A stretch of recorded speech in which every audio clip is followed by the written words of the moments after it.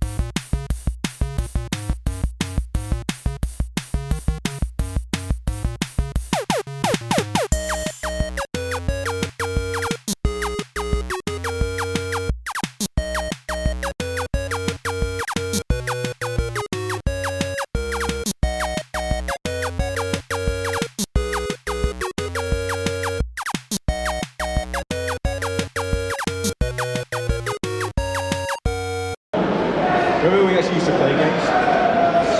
Yeah, we still do. We just play different games. I've lost my magazine. My magazine is gone.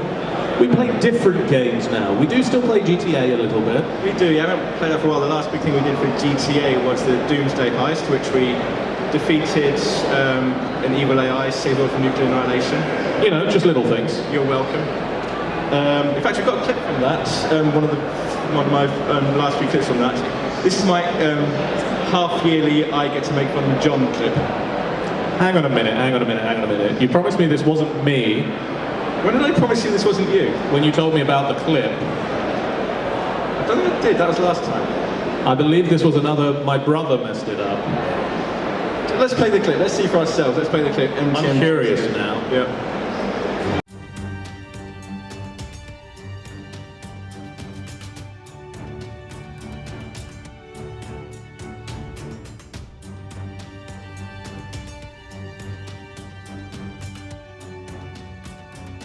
In 2018, an AI programmer approached us to save the world. Little do we know that what he actually wanted was for us to deal with the opposition to his own plans. Now we have a cloned cyborg army, a Russian nuclear submarine, and an evil AI gunning for us. And we are the only ones crazy enough to stop them. We're not heroes. We are Final Boss Fights.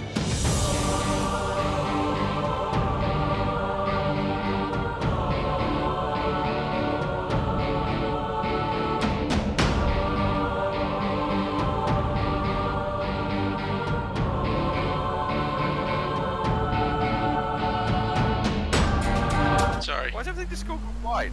It's very foggy all of a sudden. It is. I think we just entered Silent Hill. John, oh my god, why is Geoff in me? I don't know, my camera is not all... Why are you in me? Welcome. It's like Geoff was driving along next to me. Ah! Me. Geoff, why were you in me? That was beautiful. Bunch of perverts. This is why I wasn't driving alongside you, Geoff. On my screen, Geoff just took John the fuck out. On my screen, Geoff just took John the fuck out. And I'm the John! I wasn't there, but I'm pretty sure if I was there, my screen would show Geoff taking John the fuck out. I don't know what happened there, my camera just started going a little weird and stuff. What happened on my screen was I was riding along nicely, and then my bike was several feet into the air. What happened to me is I was driving along, both of you, and then Geoff just appears out of nowhere and knocks the John the fuck off of the bike with 0 fucks given. Throw behind us. Right, just go.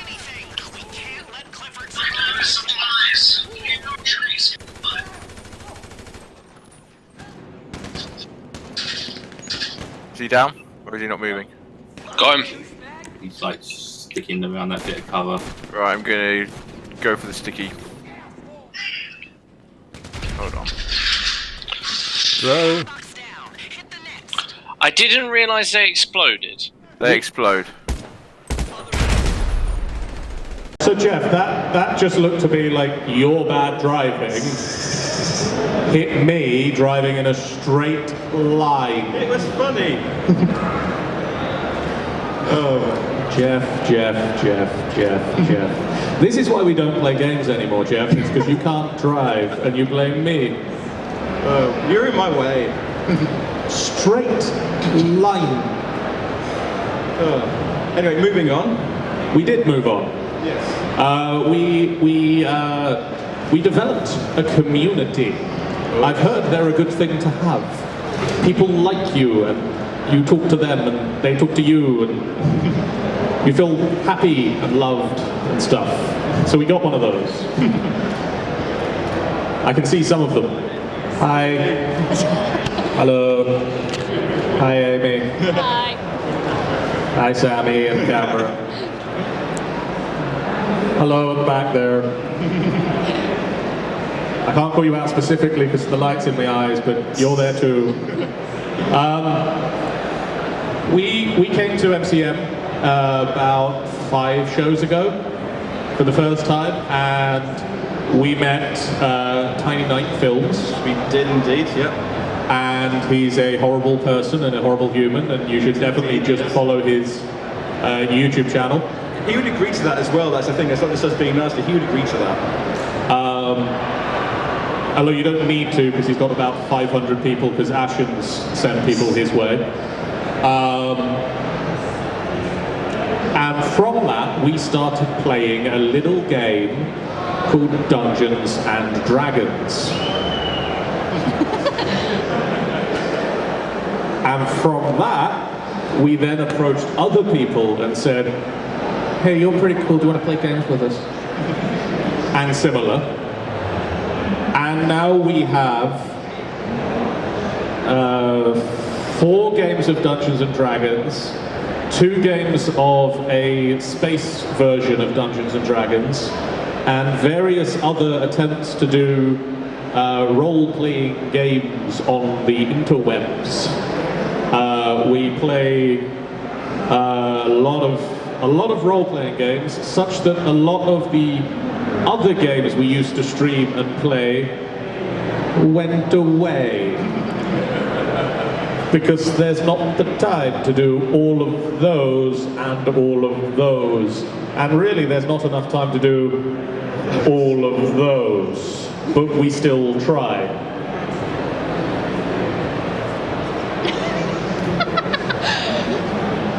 Yes. So do you want to introduce your channel, your D&D trailer? So, as John said, about a few years ago, we started playing Storm King's Thunder, and this is my first go at D&D, and of course, I didn't know how to play it.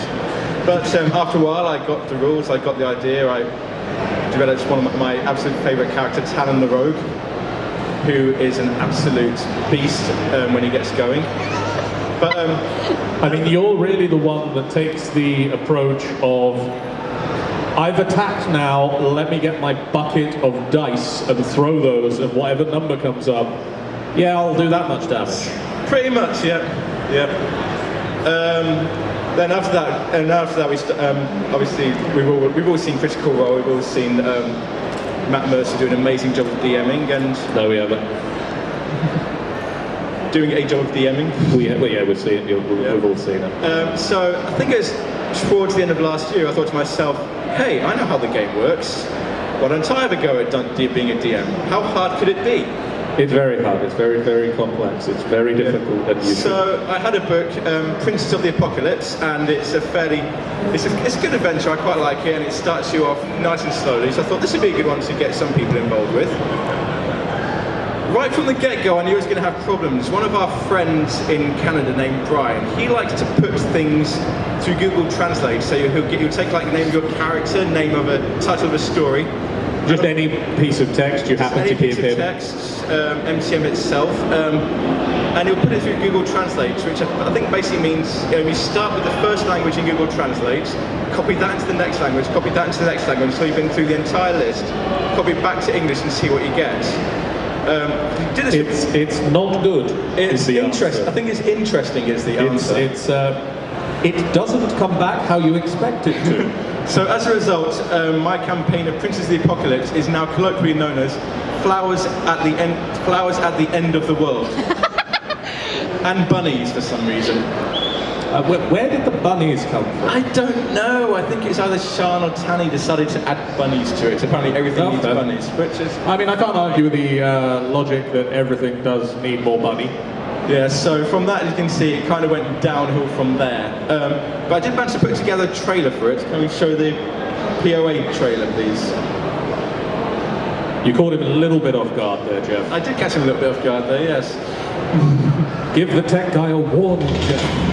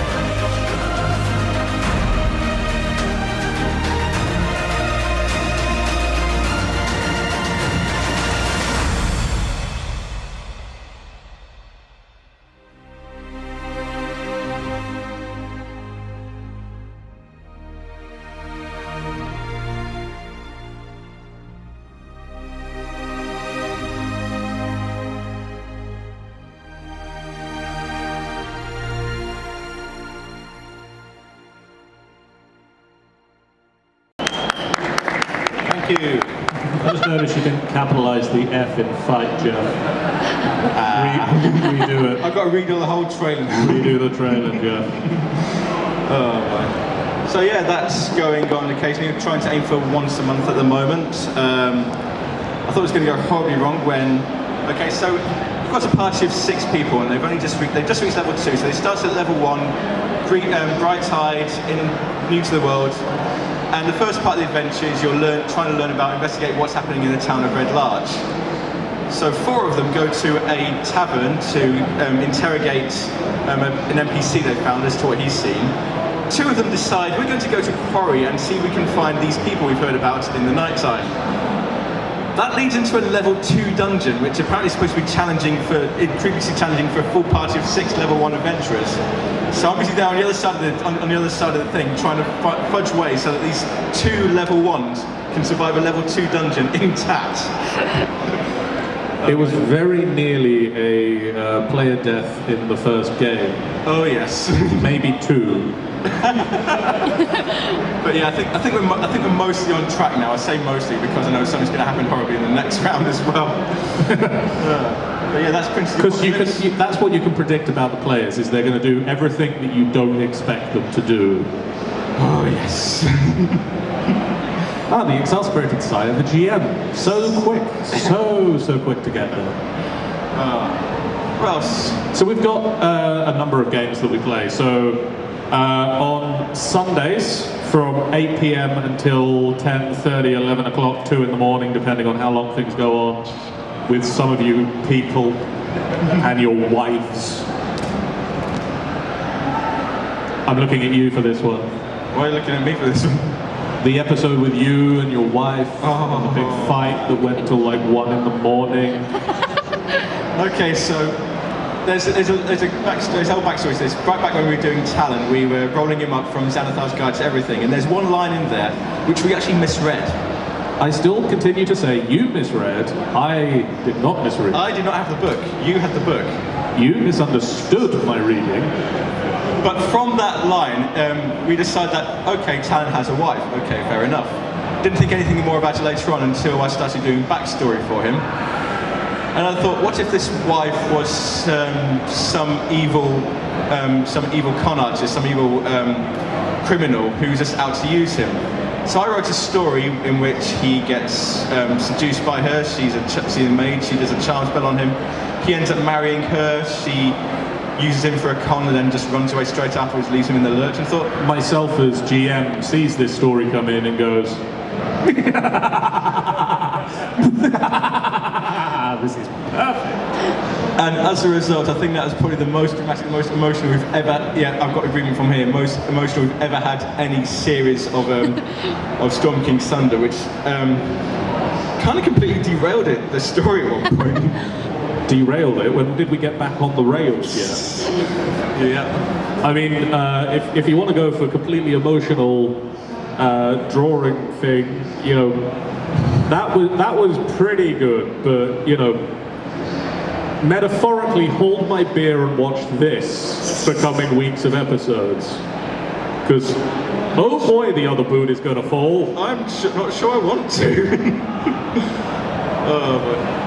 So that we stream on alternate Sundays. Not this Sunday. Not this Sunday. The Sunday we should be playing it, but we're going to be somewhere and I can't remember what we're doing. I'm sure it'll come to me. Yeah. The other Sunday we do Tomb of Annihilation.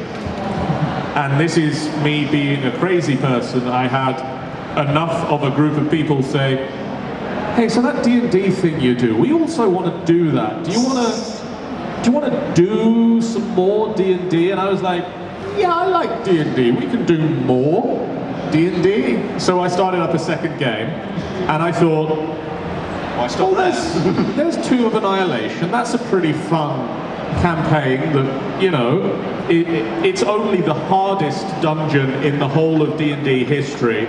What could possibly go wrong? It only has a disclaimer at the start of it that says, warning, this game will make, this adventure will make your players hate you, like really, really hate you. Don't forget to tear up the character sheets. Don't forget to tear up their character sheets when they die. You know, what could possibly go wrong with that? And so I thought, well, not only am I going to do this second game, and I'm going to get this whole new group of people, but let's set it in the same world. So we've got 2 groups of adventurers going through the same world concurrently. Now, what you might not know about the Tomb of Annihilation, Geoff, yes, and other assorted audience members, but you're the only one I can see because of lights. That should be the audience surrogate, yes. In the Tomb of Annihilation, Geoff, there's a little thing called a death curse.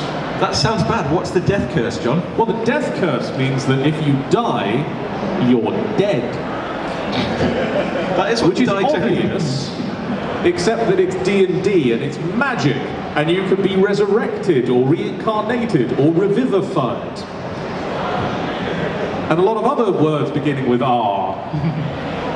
Except with the death curse, you can't. Dead is dead. That sounds bad. I'm sure glad it only affects people in the Tomb Annihilation side.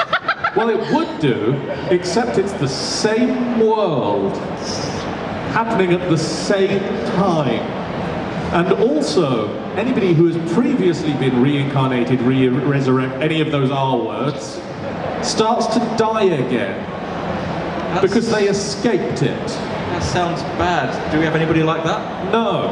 Okay, that's okay then. There's no emotional dragonborns, there's no young rangers who are technically 6 years old at the moment. No tiefling bards, No Kenku assassins. No tiefling bards, no Kenku task. Masterminds. No, none of those. That's good then. So yeah, it's perfectly fine, and the Tomb of Annihilation crew have as long as they want to solve this problem. Actually, the Tiefling Bard and the Kenku Mastermind are much better off than certain other people. Because this is the emotional thing that you didn't find out. Because when there was the crossover with Malzere and Calderax appearing in the Storm King's Thunder group, you guys didn't question them on other characters. Because Malzere, the Tiefling Bard, and Squeak, the Kenku Mastermind, have both died. Whoops. I'm sorry, the orcs were a lot harder than anticipated. What? And you didn't roll very well. I think I need to back up a bit. Who are Malzere and Squeak, and where do they appear? We'll get to those in a moment. But what you didn't know, and what you still might not know, and what you still might not know, waves vaguely at a group of people out there, is that before Malzere and Calderax arrived in the Waterdeep Funtime adventure, I spent time with Amy, who plays Malzere, and Maddie, who played Squeak, and I said to them, so,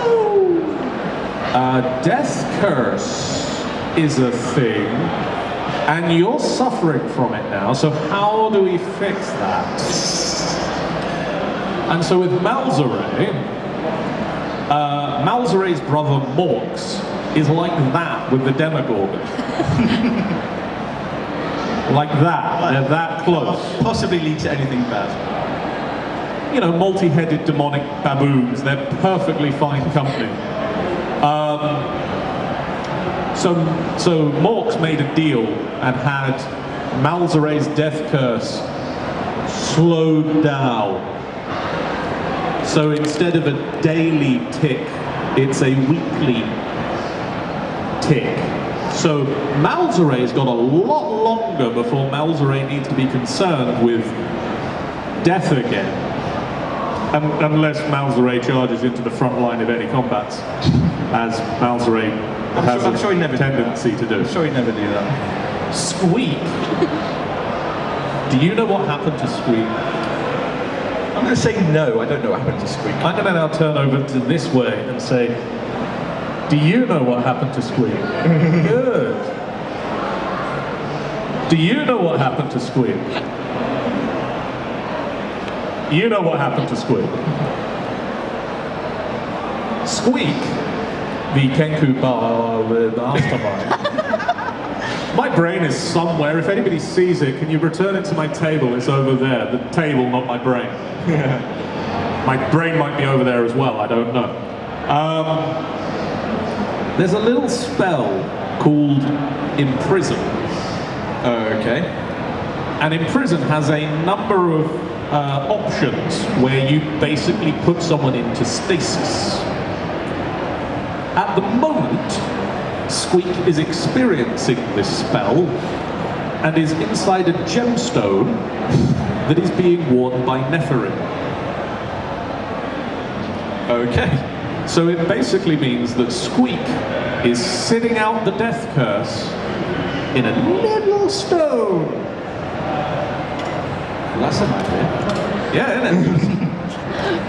No putting other Amy's into gemstones. It's a 9th level spell. 8th level spell? It's a high up there spell. You can't cast it yet. You can't cast it anyway, you're a rogue. So Malzere and Calderax and Squeak and Neferin, and also, let's not forget, Bara. Because he'll hug you to death if we do. This came about when Sean said, so this D&D, it looks interesting. I would like to play. And I said, of course. I would like all of the people I know to play D&D, because it is a good game. And also other role-playing games are available. And some of them are better. But D&D is a good gateway into other things. And so I said, let's play a game, and we'll make up a character for you. And we made up Neferin, the 360-year-old wood elf. And then we tried to play a game. And then we worked out we need other people for that. So we got Malzere, who is a tiefling bard. We got Barum, who is a dwarven barbarian with the intelligence of a doorstop, but lovable and lovable? Yeah, cuddly. He hugs people every round with his spiky arm and his great longsword. Great sword Malzere, and his longsword Talon, and his hammer Squeak.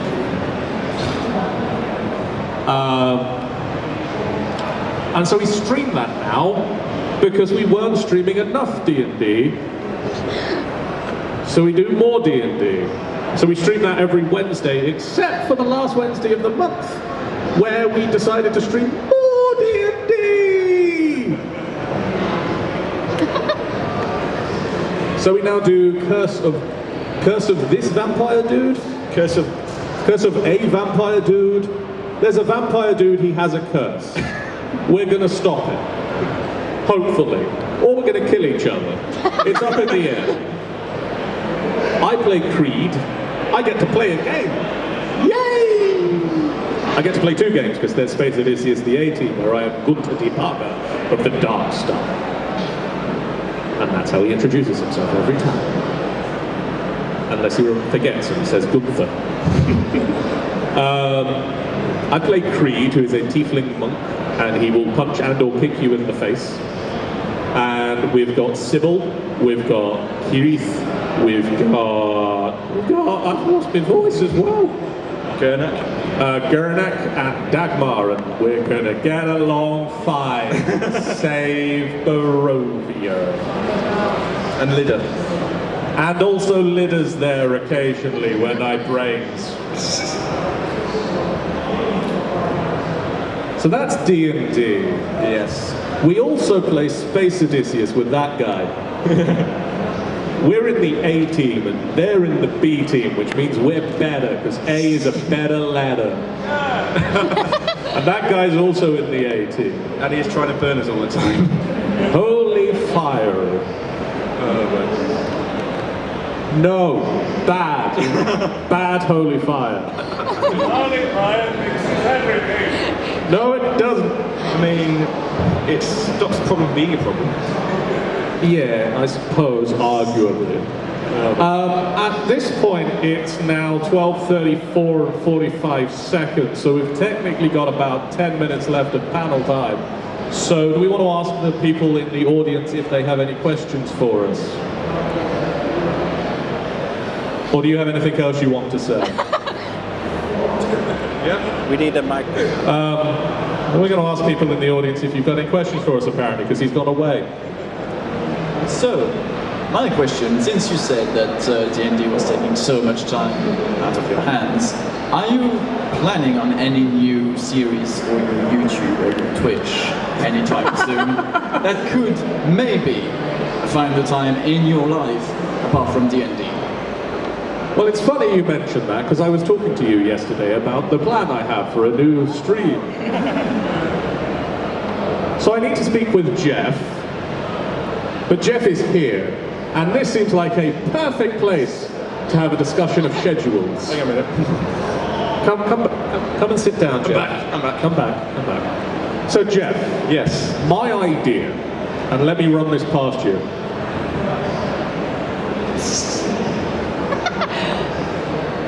And then we get the melon. So my idea is that we have Princess of the Apocalypse 1 week of the month. Yep. On a Friday. Yep. We have Sammy's Space Odysseus 1 week of the month on a Friday. Yep. So with a typical month, there's 2 more weeks. Because I can count numbers. Yay! Can't usually. What are you? That is the worst thing to have just gotten an applause for. I can count. Yay! I can count to 4! Maybe 5. Let's not push our luck here. Yeah, that didn't go well. Anyway, my idea is that on one of those other Fridays, we do not necessarily a one-shot, but a short campaign in another game that could be the long-awaited game of Scion, the 2nd edition I want to run. It could be Mutants and Masterminds, which I want to run. It could be any of the games that Sean has talked about running. It could be any game that you fancy running a game of. It could be any game that other people in French may want to play. What, in French? That'd be quite interesting. That might be difficult. Can we get Google Translate on it? Brian? Good Google Translate on it. But basically, that's my idea for a new series. Watch this space, or another space. So more D&D. Not more D&D, more role-playing games that are not necessarily D&D, but might be D&D. Yay! A thing occurred over there! On the creator stage. On the creator stage. We used to be the creator stage. We won't go into that! So yeah, that's my plan. How are your thoughts on this plan? Sounds interesting. Cool. Good. Anybody else got any? No? Okay. You can shout from there, don't you need it? Alright, since you two are the masters of improv, would you care to demonstrate what a conversation between Creed and Talon would be like? When were we the masters of improv? I'm detecting a bit of sarcasm there. So, to do this properly, I'm going to throw this out to the audience. Creed is a tiefling monk. Talon is a human rogue assassin. Where are we meeting? Inside a dragon! Okay. Inside a dragon, okay.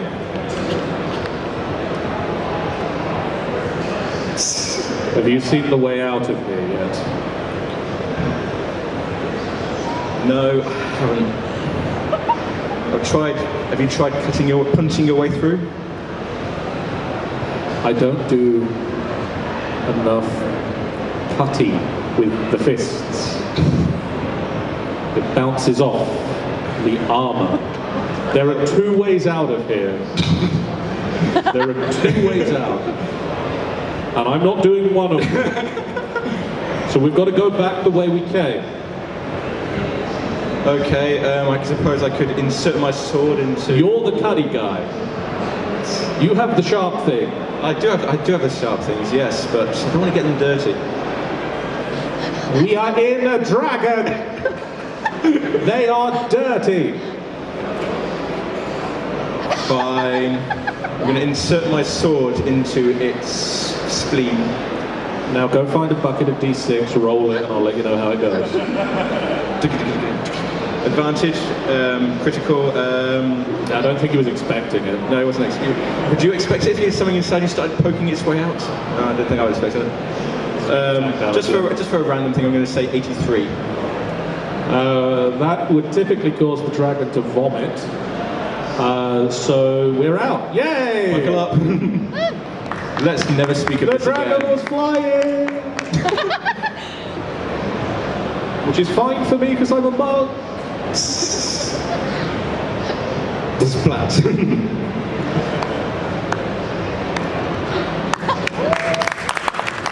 See, that's a better round of applause.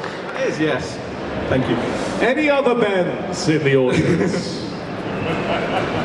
Come on, you know I need it.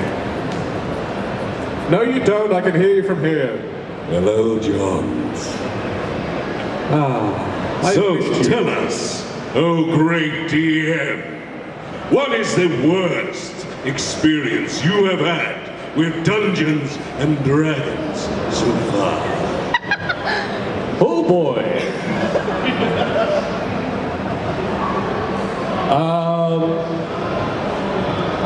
As a player or as a GM? Your choice.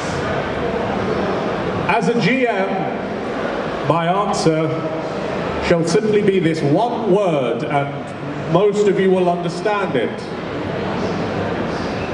Nix it. Somehow I guess that was good. As a player,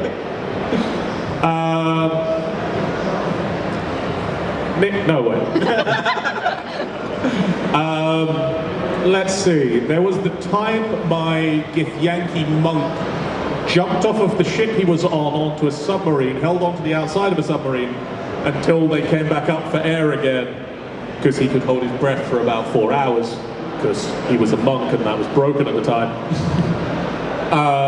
Opened the door of the sub, jumped into the submarine, which had a drill on the front of it, because why not? Fought the giant shark people that were inside the submarine, because shark people obviously need a submarine. Defeated the shark people almost single-handedly, saved his friend, piloted somehow the submarine back to the stricken ship that we had been on, for my friend to poke his head out of the slot of the submarine, the hole, the Yes. thing, door, I don't know, whereupon he was critically shot in the head by the mutinous crew that had taken the ship over while we'd been gone.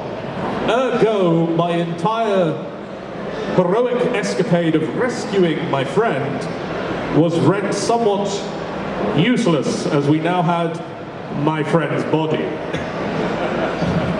Whereupon we then made it the rest of the way to the island that we were going to, and I saw a corridor, I ran into it, the GM informed me, make a dex save. I was like, I know that I've just done some dumb, but I'm okay with that because I'm not playing anymore. Like after this session, I'm leaving to go home from where I was to where I was going to be. And so I was like, that's fine, this will be fine, this is a natural one. I'm a statue now. Oops. So Geoff, do you want to answer? Yes. For Talon, worst experience. Again, one word for those of you who know: Patrona. GM-wise, I've only done 3 sessions, but again, it's probably somebody who shall remain nameless, sitting on the back row, who decides, I'm going to screw everything over by going somewhere I'm not supposed to, and nearly getting everybody killed. Because that's what he does. That silly human rogue. So I'm looking at it now, and it is 12:44 and 55, 56, 57, 50, and we're done. Hooray! That is the final boss fight panel on MCM May 2019. I'm just going to go over to stage left and just wave at Spammels because he can see this side of the stage. Hi, Spammels! Oh, he's talking to someone. Hi, Spam. Oh no. Look over here, Spammels. Oh, well. That's right. Never mind. Thank you all for coming. We're over there. Ha ha!